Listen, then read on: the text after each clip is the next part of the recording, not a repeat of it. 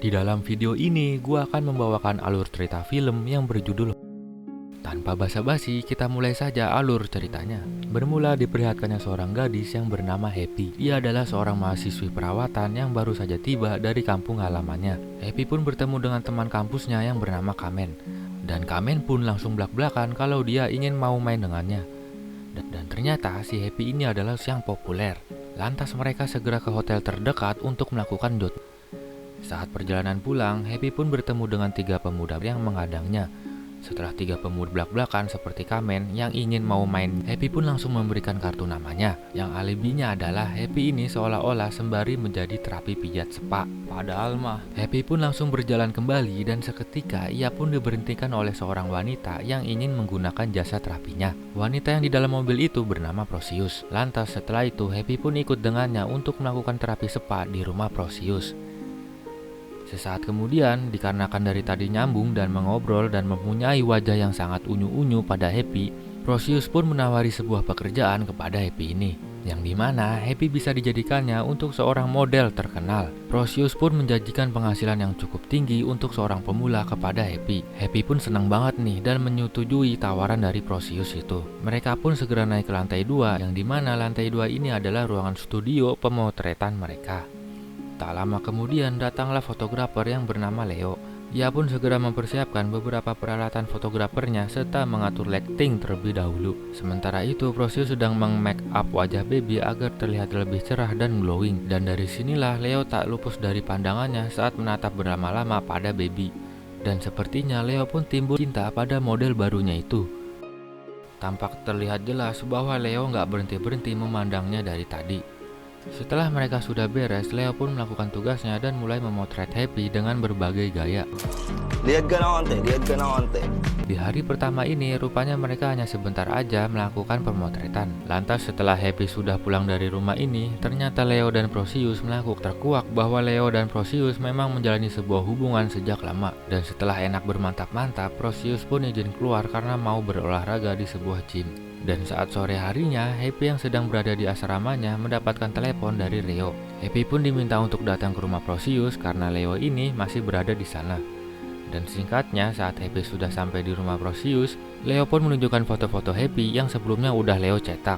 Di saat itu juga, Leo pun menggoda Happy dengan penuh kata-kata indah yang menjerumuskan untuk melakukan adegan. Setelah mantap-mantap, Leo pun masuk ke sebuah kamar yang dikunci.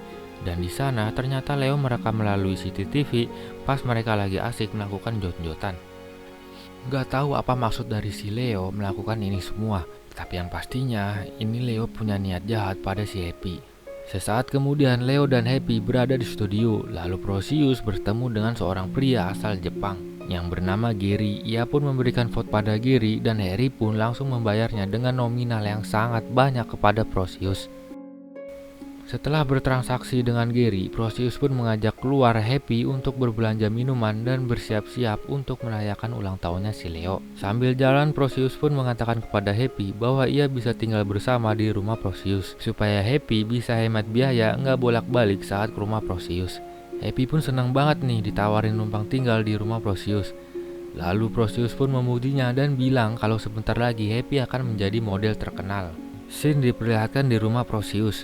Leo yang baru saja beres memasang CCTV di ruang tamu. Tampak dari gerakan Leo yang aneh, ia seperti merencanakan sesuatu. Saat tepatnya di malam hari, mereka bertiga pun kumpul di ruang tamu dan mengadakan pesta kecil-kecilan. Dan akhirnya, pada keesokan harinya, Happy pun kembali bertemu dengan si Kamen, teman kampusnya. Kamen mengatakan bahwa ia kemarin mencarinya di asrama. Kamen bilang kalau ia kangen pada lubangnya si Happy dan ingin melakukannya lagi. Namun di sini Happy pun menolaknya sembari bercanda yang mengatakan kalau Happy akhir-akhir ini lagi padat banget nih. Happy pun menceritakan kalau ia sebentar lagi akan menjadi seorang model yang populer. Dan setelah itu pun Happy meninggalkan si Kamen. Sesaat malam harinya, rumah Prosius tiba-tiba didatangi banyak polisi. Happy yang sebelumnya ditawari tinggal di situ sama Prosius, Happy pun langsung datang ke rumah itu. Dan saat Happy sudah tiba di rumah Prosius, para polisi itu mengatakan kalau mereka membutuhkan keterangan dari si Happy. Happy pun diajak masuk dan para polisi itu menunjukkan 2 buah rekaman ketika Happy. Dan ternyata polisi ini berhasil mengetahui titik koordinat Leo berdasarkan dari alamat IP yang digunakan komputer Leo. Happy pun akhirnya dibawa ke polsek untuk mendapatkan keterangan lebih lanjut. Tapi tiba-tiba muncul Gary yang ada di dalam polsek yang lagi diinterogasi juga nih. Happy mengatakan kalau mereka sama-sama belum kenal satu sama lain. Lalu sersan yang bernama Calvin pun memanggilnya. Namun setelah itu ia malah mengajak Happy untuk ke sebuah hotel Oyo terdekat. Setelah selesai, Happy pun langsung ingin bergegas pergi. Namun ternyata sebelum pergi ia mengambil kamera yang dimana saat Happy bermain kuda-kudaan sama si Calvin, ia sempat merekamnya secara diam-diam. Sementara itu di sisi lain, rupanya Leo dan Prosius masih aman-aman aja nih. Dia pun melewati rumahnya yang lagi diperiksa sama para polisi.